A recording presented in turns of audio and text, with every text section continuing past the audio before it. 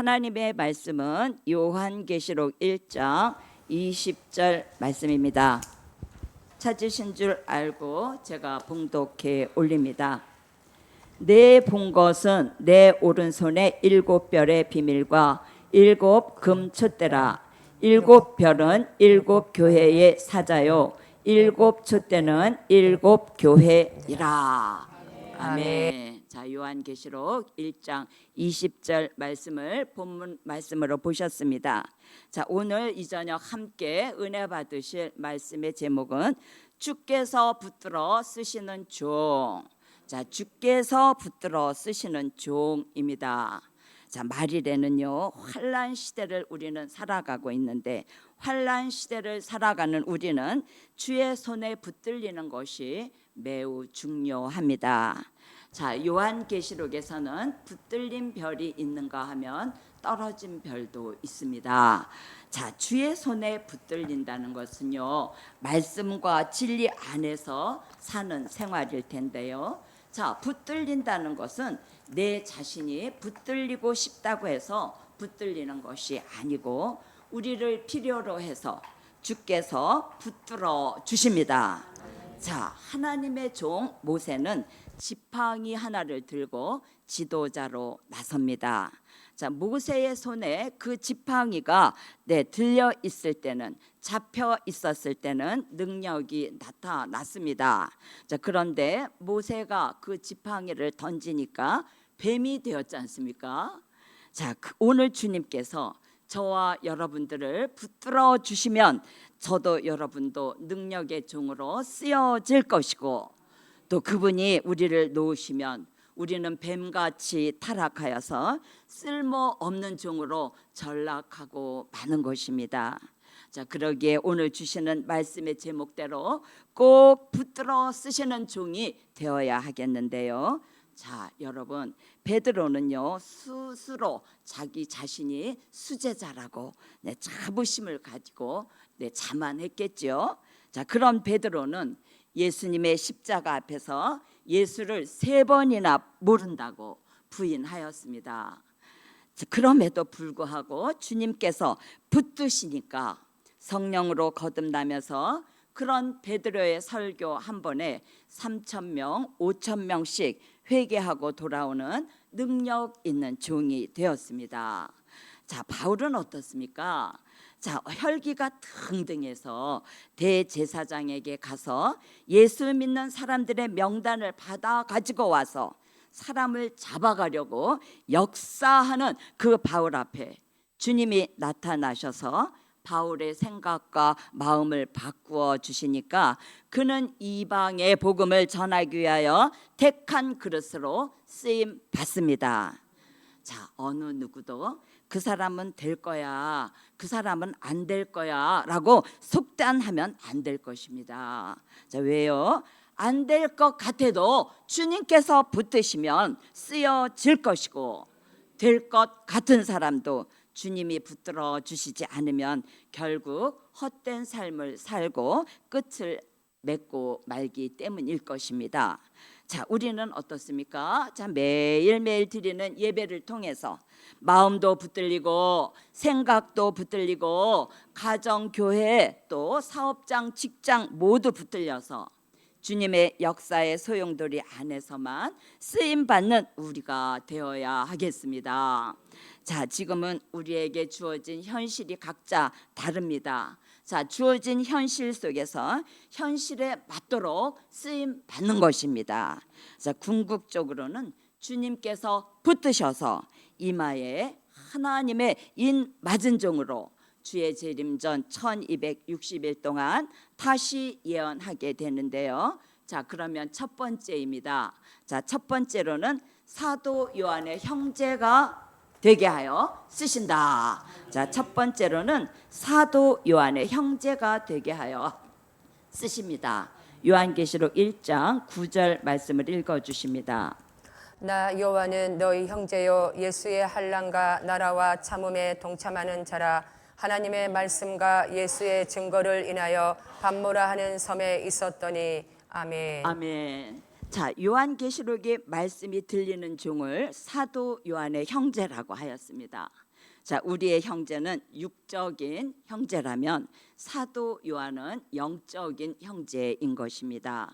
자, 우리를 사도 요한의 형제가 되게 하셔서 쓰시는데요. 사도 요한과 동일한 축복으로 영계 축복, 또 말씀 축복, 또 은혜 축복을 주신다는 것입니다. 그래서 요한계시록 1장 9절에서 형제라는 단어를 말씀하시는데요. 자, 요한계시록 1장 9절 말씀 한 번 더 읽어 주십니다. 나 요한은 너희 형제요 예수의 환난과 나라와 참음에 동참하는 자라. 하나님의 말씀과 예수의 증거를 인하여 반모라 하는 섬에 있었더니. 아멘. 네, 요한계시록 19장 10절 말씀도 읽어 주십니다. 요한계시록 19장 10절 말씀입니다. 내가 그 발 앞에 엎드려 경배하려 하니 그가 나더러 말하기를 나는 너와 민 예수의 증거를 받은 내 형제들과 같이 된 종이니 삼가 그리하지 말고 오직 하나님께 경배하라. 예수의 증거는 대언의 영이라 하더라. 아멘. 네, 말씀 한 곳 더 보십니다. 요한계시록 22장 8절에서 9절 말씀입니다. 이것들을 보고 들은 자는 나 요한이니 내가 듣고 볼 때에 이 일을 내게 보이던 천사의 발 앞에 경배하려고 엎드렸더니 저가 내게 말하기를 나는 너와 내 형제 선지자들과 또 이 책의 말을 지키는 자들과 함께 된 종이니 그리하지 말고 오직 하나님께 경배하라 하더라. 아멘. 아멘. 이렇게 여러 곳에서 형제라는 단어가 나오고 있는데요. 자, 오늘 요한계시록 1장 9절에서 나 요한은 너희 형제요 예수의 환난과 나라와 참음에 동참하는 자라 하였으므로 사도 요한의 형제가 되고자 하는 사람은 사도 요한과 같은 신앙과 사상이 이루어져야 하는데요. 예수의 환난과 참음에 동참하여야 하는 것입니다. 자, 그래서 예수의 환난과 참음에 동참하는 것을 두려워해서는 안 되겠다는 것이죠.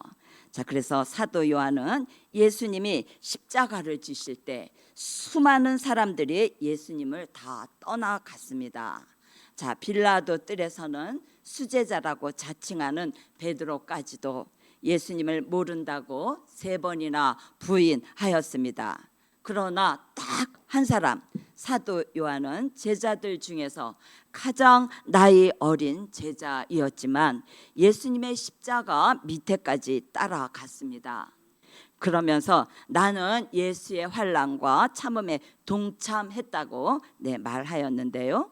자, 예수님의 십자가 밑에까지 따라가서 예수님의 마지막 유언을 받고 엘리 엘리 라마 사박다니 나의 하나님 어찌하여 나를 버리셨나이까 하던 그 사도 요한은 그 운명하는 모습을 마지막까지 지켜본 사람인 것입니다. 자, 사도 요한은 십자가 앞에서의 자신의 모습은 예수님을 도와드릴 아무런 힘이 없었다는 것입니다. 자, 여러분, 우리가 이 큰 축복의 축복을 받고 가는 이 길에 있어서는 바로 그냥 축복의 길로 가는 것이 아니라는 것입니다. 그래서 예수의 환난과 참음에 동참시켜서 그 과정에서 검열을 하시는 것입니다. 자, 왜입니까? 주께서 검열하셔서 쓰시기 위함인 것입니다. 자, 베드로는 사단이 밀 까부르듯이 까불렀으니 무슨 능력으로 사단의 능력을 벗어날 수 있었겠습니까? 자, 주님이 베드로를 위해서 기도해 두었다는 것입니다. 그래서 지팡이를 던졌던 모세가 뱀이 된 꼬리를 다시 잡으니까 지팡이로 다시 돌아오는 것입니다. 자, 주님이 우리를 붙들어 주시면 우리 또한 다시 돌아올 수 있는 것입니다. 그래서 오늘 요한계시록 1장 20절 말씀에 그분이 우리를 붙들어서 쓰신다는 것입니다. 그래서 우리 모두는 그분이 붙들어서 쓰실 때만 빛이 나는 것입니다. 그래서 우리 또한 그분에게 붙들려서 쓰여지지 않는다면 아무런 의미가 없는 것입니다. 그래서 주님께서 우리의 마음과 생각과 생활을 붙들어 주셔야만 예수로 인한 환난이나 어려움을 넘어서게 하시는 것입니다.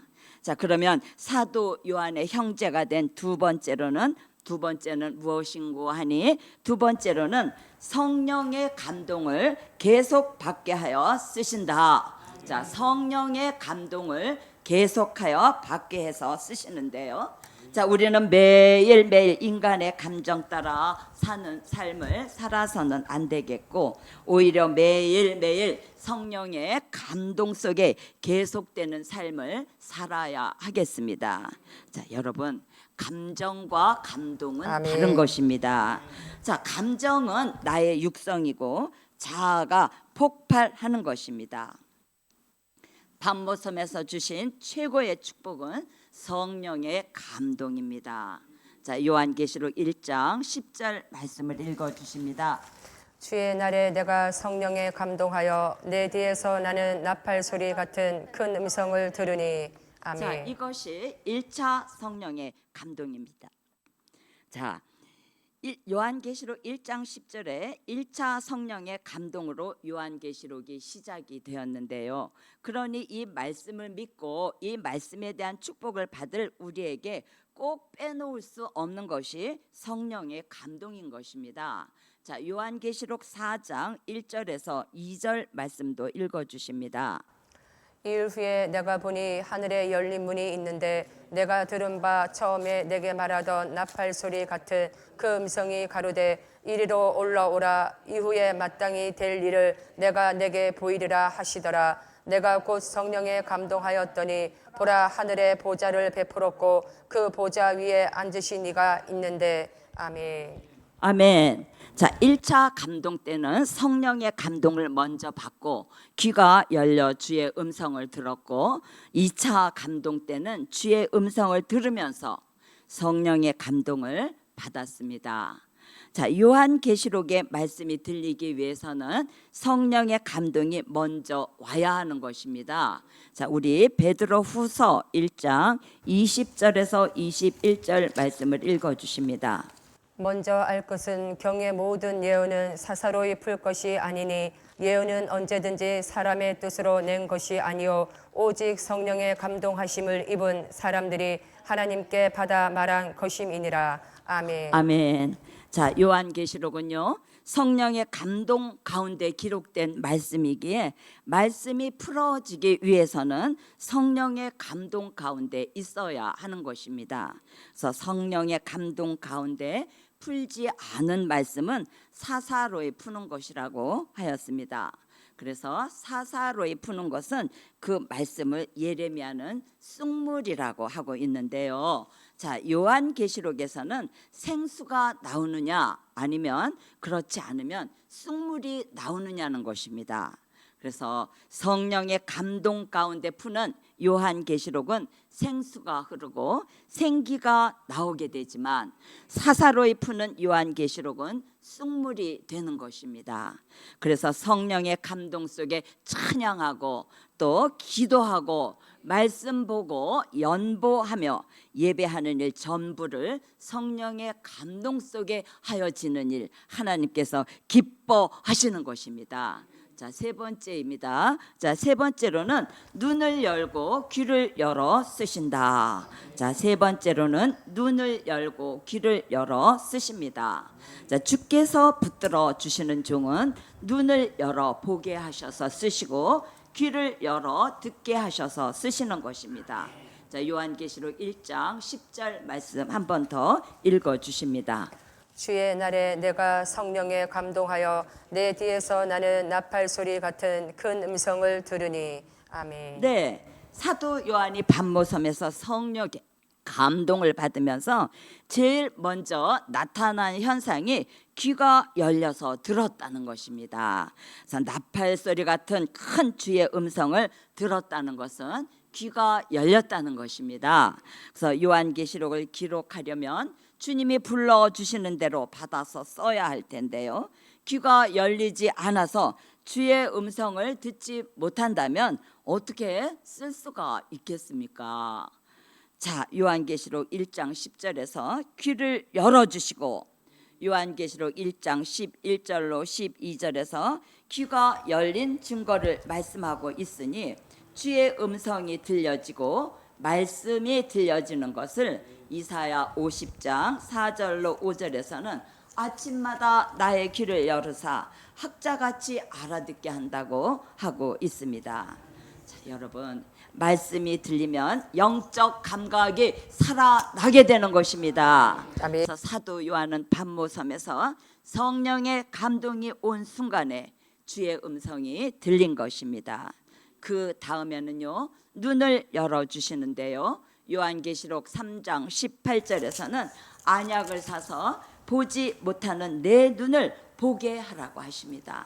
그러시면서 요한계시록 1장 12절로 16절에서는 크게 두 가지를 봅니다. 자, 한 가지는 7금 촛대를 보았고 또 pat모섬에 오신 심판주 예수를 보게 됩니다. 자, 여기에서 가장 중요한 것이 눈이 열려서 말씀을 볼 수 있어야 하고 귀가 열려서 말씀을 들을 줄 알아야 하는 것입니다. 그 중심은 요한계시록 1장 1절에 반드시 속히 될 일이 보여져야 하고 반드시 속히 될 일이 들려져야 하는 것이 핵심인 것입니다. 자, 네 번째입니다. 자, 네 번째로는 은혜와 평강이 충만하게 하여 쓰신다. 자, 은혜와 평강이 충만하게 하여 쓰십니다. 여기에서 말씀하시는 은혜는 환난 시대에 주시는 은혜인 것입니다. 자, 요한계시록 1장 5절 말씀을 읽어 주십니다. 또 충성된 증인으로 죽은 자들 가운데서 먼저 나시고 땅의 임금들의 머리가 되신 예수 그리스도로 말미암아 은혜와 평강이 너희에게 있기를 원하노라. 우리를 사랑하사 그의 피로 우리 죄에서 우리를 해방하시고 아멘. 아멘. 자, 요한계시록 1장 5절 말씀 보셨는데요, 은혜와 평강이 너희에게 있기를 원하노라 한 이 은혜가 오늘 본문 요한계시록 1장 9절에서 나 요한은 너희 형제요라고 하고 있는 그 내용이 요한계시록 1장 9절에서의 너희와 요한계시록 1장 5절에서 말한 너희가 같은 뜻으로서 사도 요한의 형제가 된 모든 자에게 은혜와 평강이 충만하게 하신다는 것입니다. 그래서 오늘 요한계시록 1장 5절에서의 은혜로 요한계시록 22장 21절에서 주 예수의 은혜가 모든 자들에게 있을지어다 하고 있으니 요한계시록 1장에서는 너희에게, 또 요한계시록 22장에서는 모든 자들에게 하고 있으니 요한계시록 1장 5절에서의 은혜와 요한계시록 22장 21절에서의 은혜가 같은 은혜로서 이 은혜를 히브리서 4장 16절에서 때를 따라 돕는 은혜라고 하고 있는 것입니다. 자, 그리고 이번에는 평강입니다. 자, 평강은 환난 시대에 주시는 평강인 것입니다. 자, 사도 요한의 축복을 받을 종들에게는요, 이사야 33장 4절 같이 황충이가 나와도 이사야 33장 7절로 8절 같이 전쟁이 일어나도 이사야 33장 11절로 12절 같이 공기가 불이 되는 환난이 온다 할지라도 너희 시대에 평안함이 있을지어다 하는 그 평강이요, 그 평강을 이사야 26장 2절로 3절에서 그 답을 말씀해 주고 있으니 이사야 26장 2절에서 3절 말씀 읽어 주십니다. 너희는 문들을 열고 신을 지키는 의로운 나라로 들어오게 할지어다. 주께서 심지가 견고한 자를 평강의 평강으로 지키시리니 이는 그가 주를 의뢰함이니이다. 아멘. 아멘. 자, 의로운 나라에 들어가기 위해서는 심지가 견고한 사람은요, 누구의 말에도 흔들리지 않고 동요되지 않고 기준이 바로 서서 평강에서 평강으로 지켜주시는 것입니다.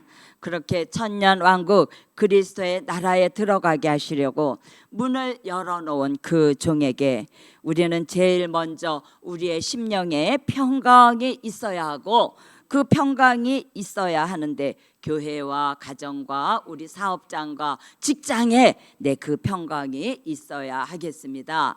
자, 이사야 45장 6절에서 7절 말씀도 읽어 주십니다.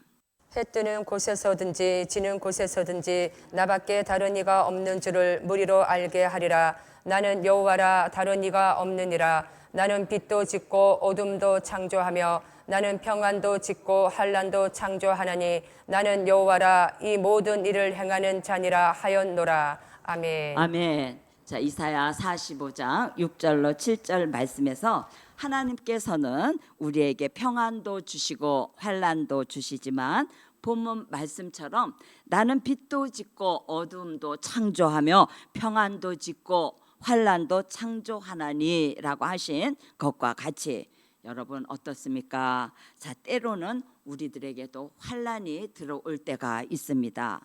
자, 그런가 하면 환난이 떠나가고 또 평안이 찾아오게 되는데요. 하나님께서 우리에게 평안을 주실 때에 그 평안을 우리는 소중하게 여겨야 하는데 그렇지 못하고 그 평안이 그저 당연한 것처럼 저보고 하는 말이에요. 자, 그 평안을 소중하게 여기지 못하고 감사하지 못하면은 다시 환난을 갖다 넣어 주셨다가 또 다시 평안을 넣어 주시면 그 평안이 배나 더 값지게 느껴지는 것처럼 감사가 저절로 나오는 것입니다. 그래서 우리는 평안할 때 더 잘 될 때 잘해야 되는 것입니다. 자, 어려울 때 기도는 누구도 다 합니다. 자, 평안할 때 감사해야 한다는 것이죠. 그래서 우리는 환난도 짓고 평안을 창조하시는 것도 모든 것은 하나님이 하시는 것임을 깨닫고 살아가야 하겠습니다. 자, 다섯 번째입니다. 자, 다섯 번째로는 주께서 붙들어 주시는 종 사도 요한의 형제를 만들어서 은혜와 평강이 충만하게 하신다. 자, 주께서 붙들어 주시는 종 사도 요한의 형제를 만들어서 은혜와 평강이 충만하게 하십니다. 좀 길지요? 자, 주께서 붙들어 주시는 종은 은혜와 평강이 충만하게 만드시고 예수 그리스도의 나라에 참여하게 하십니다. 자, 여러분, 궁극적인 목적은 다섯 번째에 있는 것입니다. 예수 그리스도의 나라에 참여하게 만들기 위해서 우리를 사도 요한의 형제로 만들어서 주께서 붙들어 쓰시는 것입니다. 자, 요한계시록 1장 9절에 나 요한은 너희 형제요 예수의 환난과 나라와 참음에 동참하는 자라고 한 그 나라가 요한계시록 11장 15절에 그리스도의 나라 천년 왕국을 말하는 것입니다. 그래서 일곱 번째 나팔 불면 이 세상 나라를 천년 동안 그리스도의 나라로 만드시는 것입니다. 그리고 사도 요한의 형제가 된 종들은 그때까지 붙들어 쓰시는 것입니다. 자, 우리 모두는 그 나라에 들어갑니다. 할렐루야. 결론입니다. 자, 오늘 말씀의 결론은 주께서 붙들어 쓰시는 종이 복이 있는 종이다. 자, 주께서 붙들어 쓰시는 종이 복이 있는 종입니다. 자, 드려진 예물 있습니다. 여호와여, 이 예물 드려진 예물 받아 주시옵시고 은혜와 평강이 충만함으로 말미암아 형통하게 하여 주셔서 늘 감사가 끊어지지 않는 축복으로 함께하여 주시옵소서. 할렐루야. 만군의 여호와 전능하신 하늘의 하나님, 너는 내게 부르짖으라 그리하면 크고 비밀한 일을 보이리라 하신 여호와여, 오늘 이 저녁에 주께서 붙들어 쓰시는 종이라는 말씀의 제목으로 은혜 베풀어 주심을 감사드립니다.